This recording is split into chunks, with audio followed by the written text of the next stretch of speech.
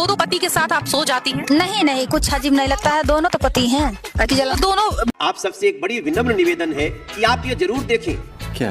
पहली बार दिल्ली के पूर्व मुख्यमंत्री वो इलीगल बांग्लादेशी घुसपैठियों का वोट बनवाने के लिए चुनाव आयोग जाते हैं। क्या बात कर रहे हैं बाबा? कैसी विडंबना है कि रोहिंग्या और इलीगल बांग्लादेशी घुसपैठियों के बल पे आम आदमी जीते। बहुत मजा आएगा। इन्होंने कहा बांग्लादेशी रोहिंग्यास को केजरीवाल जी उनका वोट बनवाना चाहते हैं। टपाटप। श्वेता जी, मुझे बताइए 10 साल से हिंदुस्तान में क्या ट्रंप का शासन है? बराक ओबामा का शासन है?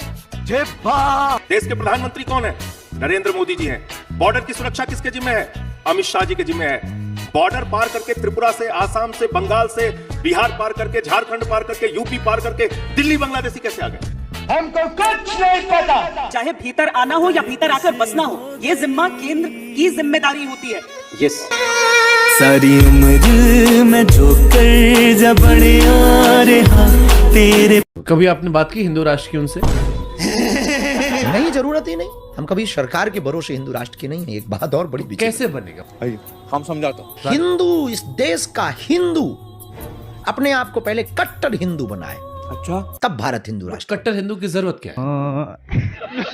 आप अंधविश्वास फैलाते हैं और अपने मतलब को बताते हैं कि हमको दिखता है, ये कहते नहीं दिखता है। एक पत्रकार का भी आपने पर्चा खोल दिया था, बेचारा बड़ा गाली खाया बाद में। देखिए, परंपरा हमारी आप पर भी आरोप लगा कि उसके फेसबुक से आपने पढ़ लिया था। धंधा बंद करवाएगा क्या? फिर आपने स्टेटमेंट एक दे दिया था कि जो कुंभ नहीं आएगा वो देशद्रोही है। वो देशद्रोही नहीं नहीं, को पापी नहीं, हमने देशद्रोही कहा था। आपने जब ये कह दिया कि जो नहीं आएगा वो देशद्रोही है, तब लोग कह रहे हैं कि मान लीजिए कोई जैसे कोई आदमी सियाचिन में नौकरी कर रहा हो या बॉर्डर पे हो, या मेरे जैसा पत्रकार जो दिल्ली इलेक्शन कवर कर रहा था, अब आपने हम लोग को देशद्रोही बना दिया। क्या बोलूं मैं इस पे? हमारे यहाँ ऐसा ही होता है।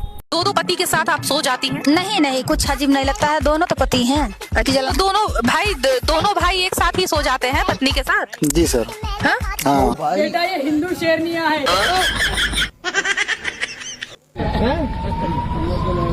काली माता आ गई। क्या बता रही है? सूरज जी काली माता शरीर पर कभी भी देवी देवता आ ही नहीं सकते।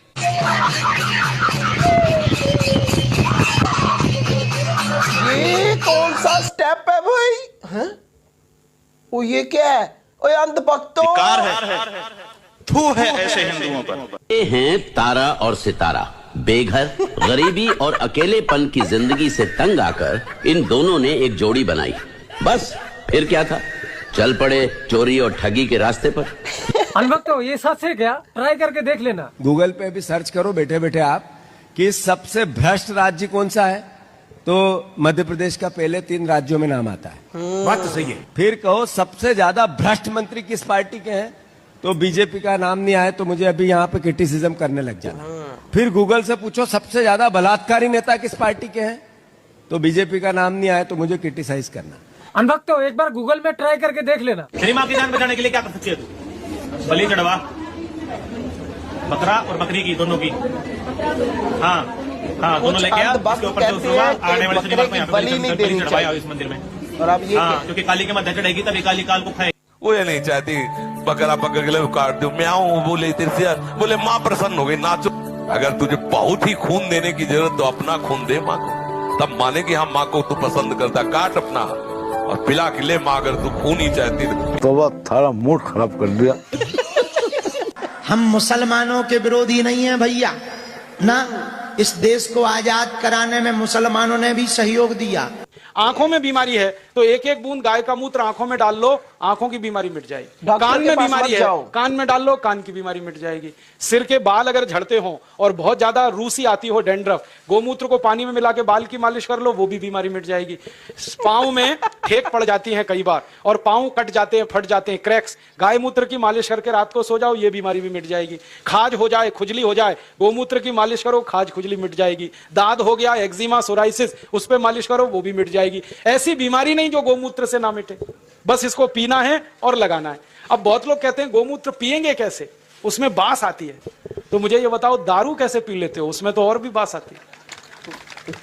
दारू की बोतल पे बोतल गटक सकते हैं तो गोमूत्र क्यों नहीं पी सकते? बस आधा कप पीना है। और शुद्धिकरण अगर गोमूत्र से होता ना, तो अगर गोमूत्र शुद्ध है, आप ही कहना ना गोमूत्र शुद्ध है, तो मैं सबसे ये संदेश देती हूँ भैया, मंदिरों में जाओ तो ना लड्डू चढ़ाओ, ना प्रसाद चढ़ाओ, ना पैसा चढ़ाओ। और मैं